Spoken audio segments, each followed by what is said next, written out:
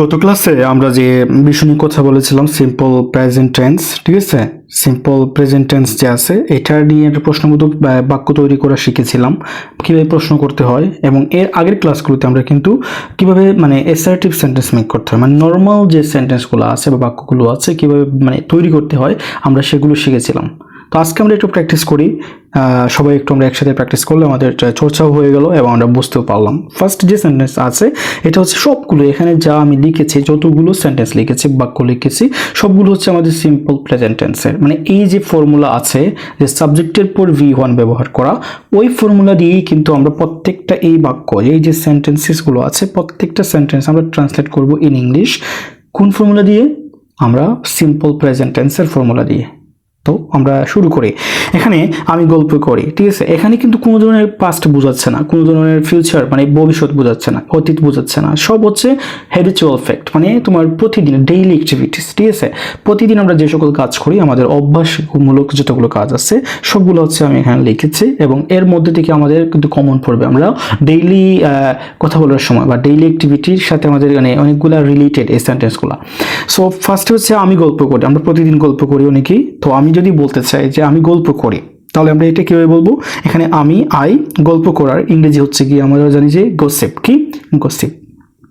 তো আমরা বলতে পারি আই গসিপ। কি হবে? I gossip. সো আমি এখানে লিখে ফেলি।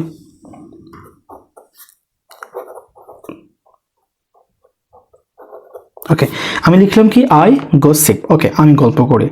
এখন হচ্ছে কি, আমি যদি এই যে সেন্টেন্স আছে এটাকে যদি আমি প্রশ্ন করে আমি কি গল্প করি, এটা আমি প্রশ্ন করলাম যে আমি কি গল্প করি, তাহলে আমরা কি করেছিলাম যে আমরা থার্ড পারসন সিঙ্গুলার নাম্বার ছাড়া বাকি সকল সাবজেক্টের সাথে আমরা বা সাবজেক্টের পূর্বে আমরা ডু ইউজ করব। কি ইউজ করব? ডু অক্সিলিয়ারি ইউজ করে তারপর প্রথম থেকে শেষ অবধি আমরা সেন্টেন্সটা অ্যাপ্লাই করে শিখে ফেললে আমাদের কিন্তু প্রশ্নবোধক বাক্য হয়ে যায়, ঠিক আছে। তাহলে এখানে হচ্ছে আমার যেহেতু আই আছে, এটা কিন্তু third person singular number subject না, সো আমরা এখানে ডু ব্যবহার করতে পারি খুব ইজিলি।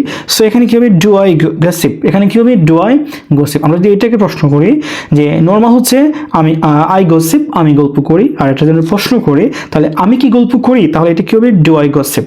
Do I gossip. আচ্ছা, তারপর হচ্ছে গিয়ে তারা রান্না করে। এটাও কিন্তু এই সেন্টেন্স দ্বারা, এই বাক্য দ্বারা বা এই কথা দ্বারা কি আপনারাই বুঝেন যে এটা দ্বারা কি কোন ধরনের অতীত বা আগের কোনো কাজ বোঝাচ্ছে বা ভবিষ্যতে বা পরে কোনো কাজ হবে এরকম কিছু বোঝাচ্ছে না। আপনার সেন্সটা কাজ করতে হবে, আপনার সেন্স বুঝতে হবে যে আমি কি ধরনের কথা বলছি। আমার এই সেন্টেন্স দ্বারা অতীত বোঝাচ্ছে না ফিউচার বোঝাচ্ছে বা ভবিষ্যৎ বোঝাচ্ছে, আমার কিন্তু এই সেন্টেন্সগুলো দ্বারা বর্তমান বোঝাচ্ছে। সো আমার ফর্মুলাই হচ্ছে এই এজ ইউজুয়াল আমাদের আগেরটা। এখানে হচ্ছে গিয়ে তারা রান্না করে, তারা হচ্ছে গিয়ে আমাদের সাবজেক্ট দেই। আমরা ভালো করে কিন্তু বুঝতে হবে যে কোন সাবজেক্টের কোন ইংলিশ, ঠিক আছে। তাহলে আমি আই, আমরা কিন্তু যারা বেসিক আছি, বেসিককে যারা হচ্ছে জিরো লেভেলে আছে তাদের জন্য আমাদের এই সাবজেক্টগুলো ফ্লুয়েন্টলি মুখে আসাটা কিন্তু অনেক কঠিন হয়ে যায় ফার্স্ট টাইম। সো আমরা কিন্তু যদি একটু প্র্যাকটিস করি দেন আমাদের জন্য এটা খুব বেশি ইজি হয়ে যাবে। সো তারা, এটা হচ্ছে কি দেই। তো এখনো অনেকে আছে যে তারা এর পরিবর্তে ইউ বলে দেয়, অনেকে আছে আমি দেখেছি, এবং অনেকে আছে যে উই বলে দেয়। সো আমাদেরকে পারফেক্টলি আমাদের কোন সাবজেক্টের কোন ইংলিশ সেটা আমাদেরকে ভালো করে জানতে হবে। তাহলে এটা কি? তারা এর ইংলিশ হচ্ছে গিয়ে দে অর্থ কি? তারা। তাহলে রান্না করা, রান্না অনেকে জানে যে করা অর্থ ডু, ডু এর ইংরেজি হচ্ছে গিয়ে ডু এর বাংলা হচ্ছে করা, আর রান্না। তো এখানে হচ্ছে গিয়ে কনফিউজড সবাই যে করার কিন্তু এখানে অনেকগুলো ভার্ব আছে যেগুলো হচ্ছে আমাদের করা থাকে, কিন্তু এটা আলাদা করে কিন্তু অর্থ ইংরেজি দিতে হয় না করার। যেমন এখানে রান্না করা, রান্না করার ইংরেজি হচ্ছে কুক। কুক অর্থ কি? রান্না করা। এখানে তোমাকে you cook or you do cook এরকম দেওয়ার কোনো প্রয়োজন নয়। এখানে আমরা কি করব যে দে কুক, এখানে তারা রান্না করে। দে অর্থ তারা, রান্না করা V1, তারপর কি? V1। তাহলে তারা রান্না করে, দে কুক।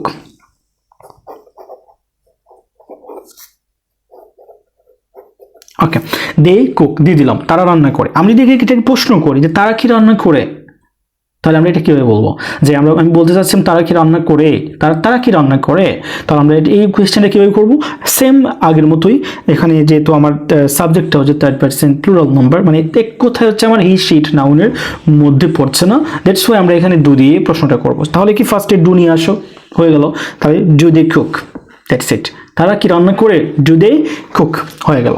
আচ্ছা, তাহলে তারপর কি? সে কথা বলে। তাহলে কথা বলার ইংরেজি কি? স্পিক। আবার আরেকটা কি হচ্ছে? টক অর্থ কথা বলা। স্পিক কোন কোন জায়গায় কথা বলতে হয় বা কোন কোন জায়গায় অ্যাপ্লাই করতে হয় সেটাও আমরা পরবর্তী ক্লাসগুলোতে শিখবো। তাহলে আমরা এখন জাস্ট শিখলাম যে কথা বলার ইংরেজি হচ্ছে দুইটা, একটা হচ্ছে স্পিক আর একটা হচ্ছে কি টক। তাহলে এখানে আমরা যেহেতু এখানে কোনো মূল্যবান কোনো ধরনের কথা বলা হচ্ছে না, জাস্ট নর্মাল কথা বলা, দ্যাটস ওয়াই আমরা এখানে কি ইউজ করব, টক ইউজ করবো গিয়ে। তাহলে সে কথা বলে, তাহলে টক তো কথা বলা, সে এর ইংরেজি কি, সে এর ইংরেজি হচ্ছে দুইটা, একটা হচ্ছে হি আর একটা হচ্ছে সে। তাহলে এখানে আমি যে কোনো একটা সাবজেক্ট ইউজ করতে পারি, কিন্তু আমি যদি ইন্ডিকেট করি এটা কিন্তু আমাদেরকে বুঝতে হবে। আমি যদি কোনো পুরুষ মানুষকে বলতে চাই যে সে কথা বলে, যেমন রহিমকে বলতে চাই যে সে কথা বলে, সামনে আমার রহিম আছে, তাহলে বললাম যে সে কথা বলে, তখন কিন্তু আমাকে কিন্তু খুব ভালো করে প্রোনাউনটা ইউজ করতে হবে। কারণ হচ্ছে গিয়ে ফিমেলের জন্য এক ধরনের প্রোনাউন এবং মেলের জন্য আরেক ধরনের প্রোনাউন হচ্ছে গিয়ে। তাহলে আমরা পুরুষ মানুষকে বোঝালে আমরা হি ইউজ করব, এবং মহিলা মানুষকে বোঝালে বা নারী জাতিকে বোঝালে আমরা সি ইউজ করব। যেহেতু এখানে সে, এখানে আমরা দুইটাই, যে এখানে বোঝা যাচ্ছে না যে কোন লিঙ্গ, সো আমরা এখানে হি সি দুইটা ইউজ করতে পারি। তাহলে আমি এখানে দিয়ে দিব হি অর সি। তারপর কি কথা বলার ইংলিশ কি টক।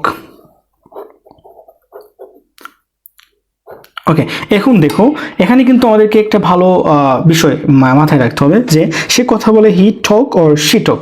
এখন যদি আমাদের সাবজেক্টটা আমি বলেছিলাম আগের ক্লাসগুলোতে, এইগুলো কিন্তু ভেরি ভেরি ইম্পর্টেন্ট। এই যে কমন যে মানে মিস্টেকগুলো, এগুলো কিন্তু প্রায়শই সবারই হয়ে থাকে। আমি দেখেছি যে যারা হচ্ছে গিয়ে মানে সিনিয়র যারা আছে তাদেরও কিন্তু এই একই প্রবলেমটা হয়ে যায় তারা। সো সাবজেক্ট যদি আমাদের 30% সিঙ্গুলার নাম্বার হয়, only in simple present tense, শুধুমাত্র প্রেজেন্ট ইনডিফিনিট টেন্সে, মানে আমাদেরকে কিন্তু 30% সিঙ্গুলার নাম্বার সাবজেক্টের পর ভার্বের সাথে এস অর ইএস যোগ করতে হবে। সো এখানে যেহেতু আমাদের he she 30% singular number, that's why আমরা এখানে কি ইউজ করব, এস। টকের সাথে টকেস তো হবে না, এখানে কি হবে, টক্স হবে। আমি এখানে এস লাগিয়ে দিলাম, ঠিক আছে, টক্স, হি টক্স, শি টক্স। এখন যদি আমি এটাকে প্রশ্ন করি যে সে কি কথা বলে, এখানে প্রথমে কি ছিল, সে কথা বলে, এখানে প্রশ্ন করলাম যে সে কি কথা বলে, তাহলে এটা কি হবে, সে কি কথা বলে। এটা হচ্ছে গিয়ে খুবই সুন্দর আমাদের আগের মতো, যে আমরা আগে করেছিলাম যে ডু দিয়ে, এখন কি হবে, ডাজ দিয়ে। আমি বলেছি আগের ক্লাসে, এই যে একটু আগে যে ক্লাসগুলো গেছে, আমার যে এপিসোডগুলো গেছে, দুই একটা এপিসোড আছে, এইগুলো থেকে আমি কথা বলেছি যে কখন আমরা ডাজ ইউজ করবো, কখন আমরা ডু ইউজ করবো। এখানে আমাদের যেহেতু সাবজেক্ট হচ্ছে সি বা হচ্ছে হি, দ্যাটস ওয়াই আমরা এখানে ডাজ ইউজ করবো। যখন আমরা ডাজ ইউজ করবো তখন কিন্তু মূল ভার্বের সাথে যে এস অথবা ইএস আছে সেটা আমরা তুলে ফেলবো। মানে এক কথা হচ্ছে রুট যে ভার্ব আছে সেটা আমরা ইউজ করবো। রুট মানে কি, মূল যে ভার্বটা আছে, মূল যে ক্রিয়াটা আছে। যেমন মূল ক্রিয়া হচ্ছে আমাদের টক, এসটা হচ্ছে কিন্তু আমাদের মানে লজিক্যালি এখানে লাগাতে হয়েছে, মানে যুক্ত করতে হয়েছে। তাহলে আমরা সে কথা বলে এখানে কি হবে, হি টক্স এবং শি টক্স। প্রশ্ন করার সময় does he talk or does she talk, এখানে কিন্তু টক্স হবে না, ডাজ শি টক্স কখনোই কিন্তু হবে না, কখনো না, জীবনেও না, ঠিক আছে। তাহলে does she talk or does he talk আমরা মানে করে ফেলবো। আচ্ছা, তারপর তিনি কবিতা লিখেন, এজ ইউজুয়াল আমরা আগে যেরকম করেছি, এই যে 30% সিঙ্গুলার নাম্বার, সেম আমরা এখানে করবো একইরকম। কবিতা লিখার ইংলিশকে, লিখা আর কবিতা এটা কিন্তু দুইটা, একটা হচ্ছে অবজেক্ট, একটা হচ্ছে ভার্ব। তাহলে কবিতা হচ্ছে আমাদের কি লিখে, কবিতা লিখে, কি উত্তরটা পেয়ে গেছে, দ্যাটস ওয়াই আমাদের কিটা হচ্ছে কবিতা, আর এখানে লিখার হচ্ছে আমার কাজ, অ্যাকশন, মানে এটা হচ্ছে আমার ভার্ব। তাহলে লিখার ইংলিশকে রাইট। এখানে তিনি, সেম হি সি, তাহলে আমরা দিয়ে দিব যে হি ওর সি। তারপর কি, লেখার ইংলিশ কি, রাইট, আমরা এখানে দিব রাইট। তাহলে আমি তো আর বলার কোনো প্রয়োজন নাই এখানে যে 30% সিঙ্গুলার নাম্বার সাবজেক্ট হইলে আমরা এখানে এস অথবা ইএস যোগ করব, রাইটস। তারপর কি, পোয়েম, হি রাইটস পোয়েম। তাহলে রাইটস আমরা এখানে একটা আর্টিকেল ইউজ করতে পারি, সেটা হচ্ছে এ, পোয়েম অর্থ কবিতা। ওকে, আচ্ছা, তাহলে কি হয়েছে এখানে, হি রাইটস এ পোয়েম। আচ্ছা, তাহলে আমরা খুব ভালো করে বুঝতে পারলাম এটা না। এটা কোয়েশ্চেন করলে কিরকম হবে, আগের মতো same, does she or does he write a poem.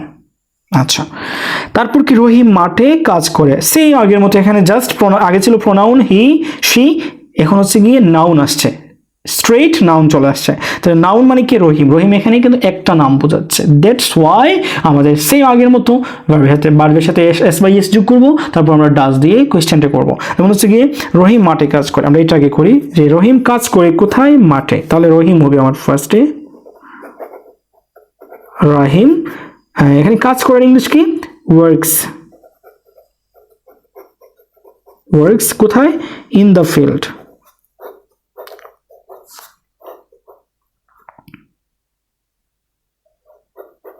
ওকে, আমরা এখানে দিয়ে দিলাম, এখানে হচ্ছে দেখা যাচ্ছে কিনা, আচ্ছা আমি এটা একটু সরাই, এখন হচ্ছে দেখা যাবে। ওকে, আচ্ছা, তারপর কি এখানে রহিম মাঠে কাজ করে, রহিম ওয়ার্কস ইন দ্য ফিল্ড, রহিম মাঠে কাজ করে। আমরা প্রশ্ন করি সেম আগের মতো, যে রহিম আছে থার্ড পারসন, এস লাগানো আছে আমাদের ভার্বের সাথে, ডাজ রহিম ওয়ার্কস থেকে এস উঠে যাবে, does Rahim work in the field, does Rahim work in the field, that's it.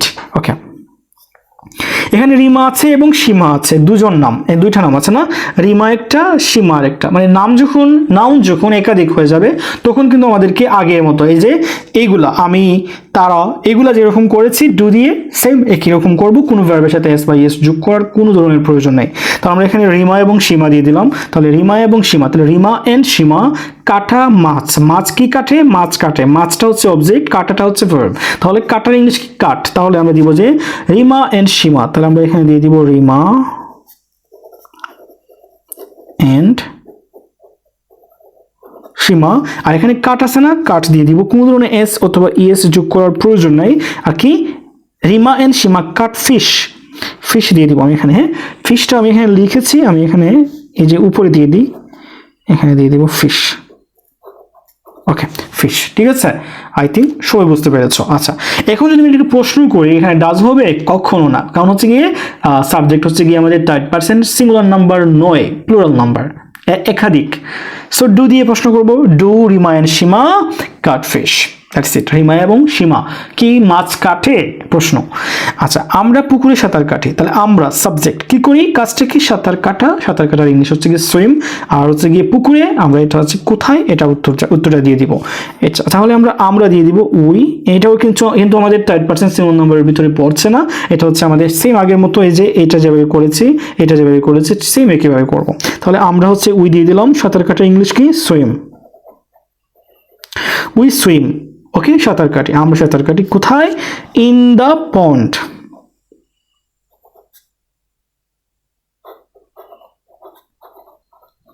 We swim in the pond, আমরা পুকুরে সাঁতার কাটি।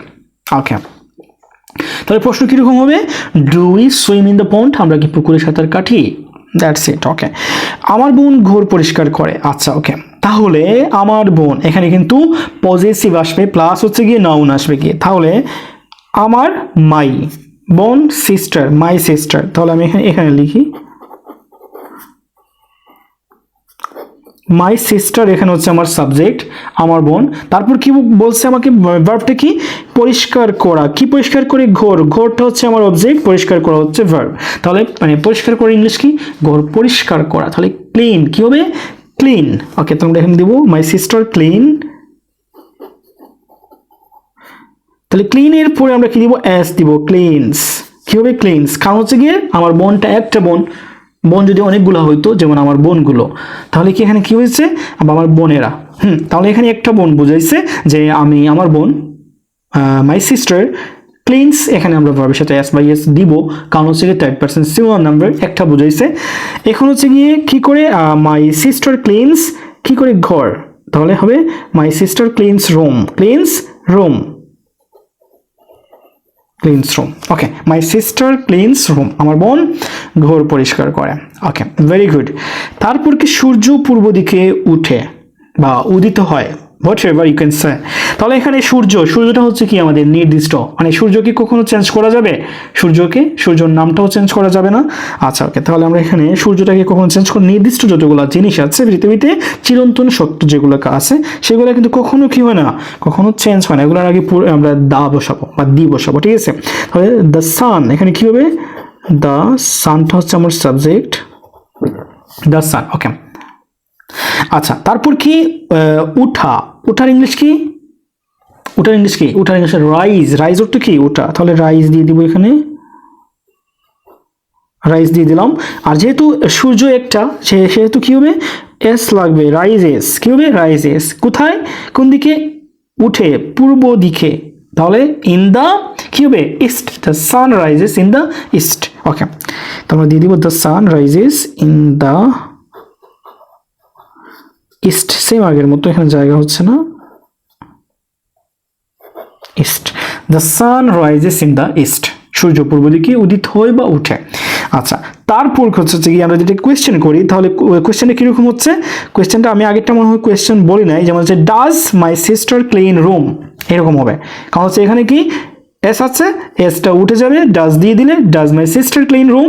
এখানে হচ্ছে গিয়ে does the sun rise in the east, এখানে কি হবে ডাজ, ডু কিন্তু কখনো হবে না, কারণ সানটা হচ্ছে একটা। Does the sun rise in the east, কারণ রাইজেস কিন্তু হচ্ছে না, বিকজ আমি এখানে ডাজটা নিয়ে আসছি। বাংলাদেশ উন্নতি করে, বাংলাদেশ উন্নতি করে। আচ্ছা ওকে, তাহলে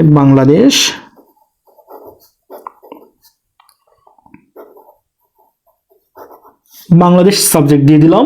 তারপর কি বাংলাদেশের পর উন্নতি করা ইংলিশকে ডেভেলপ, কি ডেভেলপ, তাহলে আমরা দিয়ে দেবো যে ডেভেলপ, যেহেতু বাংলাদেশ একটা নাম, সো আমরা এখানে ভার্বের সাথে এস বাই এস যোগ হবে, বাংলাদেশ ডেভেলপস। ওকে, বাংলাদেশ ডেভেলপস, বাংলাদেশ উন্নতি করে। তাহলে আমরা এটা প্রশ্ন করি যদি, ডাজ বাংলাদেশ ডেভেলপ, বাংলাদেশ কি উন্নতি করে? আচ্ছা ওকে, রহিমের মা ঢাকা যান, কার মা? রহিমের মা, এটা কিন্তু পজেসিভ হবে, ঠিক আছে।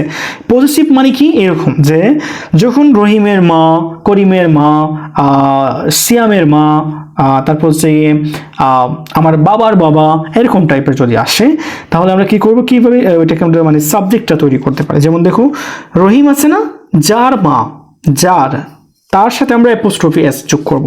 যেমন এখানে রহিমস মাদার হবে, কি হবে? রহিমস মাদার। এখন যদি হইতো যে করিমের মা, তাহলে করিমস মাদার, করিমের বাড়ি, করিমস হাউস, রহিমের বাড়ি, রহিমস হাউস, করিমের ফোন, করিমস ফোন, এরকম টাইপের, ঠিক আছে। এই যে অ্যাপোস্ট্রফি এসটা দিয়ে দিব, আই থিঙ্ক বুঝতে পেরেছো। তাহলে রহিমের মা ঢাকা যান, তাহলে রহিমস মাদার, তাহলে রহিমের মা কয়জন? একজন যেহেতু, তাহলে আমাদের কি হবে, ভার্বের সাথে এস বাই এস যোগ হচ্ছে কিন্তু এখানে। হ্যাঁ, তাহলে যান, এখানে যান না, কোথায়? ঢাকা, তাহলে যাওয়ার ইংলিশ, তাহলে গোস, ঠিক আছে। তাহলে Rahim's mother goes to Dhaka,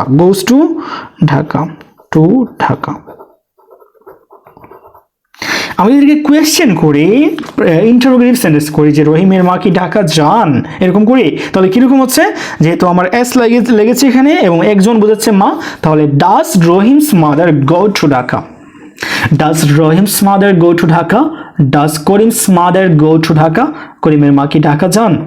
ওকে, তারপর হচ্ছে গিয়ে তার বন্ধুরা মাঠে ফুটবল খেলে, তাহলে তার বন্ধুরা, আমি আগের মতো বলছি না যে তার বন্ধুরা আমার বোন, তাহলে তার পজেসিভ আসবে, তারপর নাউন পজেসিভ, তার কি, তার এর পজেসিভ হচ্ছে হিজ, মানে যদি মানে মেয়ে মানুষ হয়, মেয়ে মানুষের বন্ধুরা হলে হার, এবং যদি ছেলে মানুষ হয় তাহলে হিজ, ঠিক আছে। তাহলে তার বন্ধুরা আমি এখানে দিব হিজ, আর বন্ধু না, বন্ধু হইলে হয়তো হিজ ফ্রেন্ড, যেহেতু বন্ধুরা বলছে মানে অনেকগুলো বন্ধু, তার মানে কি হিজ ফ্রেন্ডস, তার বন্ধুরা। তারপর কি আমি এখানে দিয়ে দিব হিজ ফ্রেন্ডস, দিয়ে দিলাম বন্ধুরা। এটা কিন্তু খেয়াল রাখবা, ঠিক আছে, যে তার বন্ধু বললে হিজ ফ্রেন্ড, আর তার বন্ধুরা বললে হিজ ফ্রেন্ডস। ওকে, তারপর কি কাজটা করে খেলে, তাহলে যেহেতু অনেকগুলা বন্ধু, একটা না, সো আমরা এখানে কোনো ধরনের এস বাই এস যোগ হবে না, প্রশ্ন করার সময় কোনো ধরনের ডাজও হবে না, তাহলে কি হবে এখানে হিজ ফ্রেন্ডস প্লে অর্থ কি খেলা, প্লে কোথায়?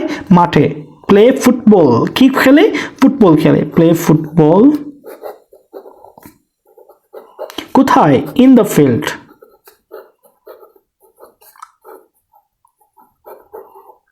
ওকে, তাহলে his friends play football in the field, তার বন্ধুরা মাঠে ফুটবল খেলে। তাহলে আমরা যদি এটা প্রশ্ন করি তার বন্ধুরা কি মাঠে ফুটবল খেলে, তাহলে এটা কি হবে, যেহেতু অনেকগুলো বন্ধু, ভার্বের সাথে কোনো ধরনের এস বাই এস লাগে নাই, দ্যাটস ওয়াই আমরা এখানে ডু নিয়ে আসবো। তাহলে ডু হিজ ফ্রেন্ডস, কি হবে, do his friends play football in the field, ঠিক আছে।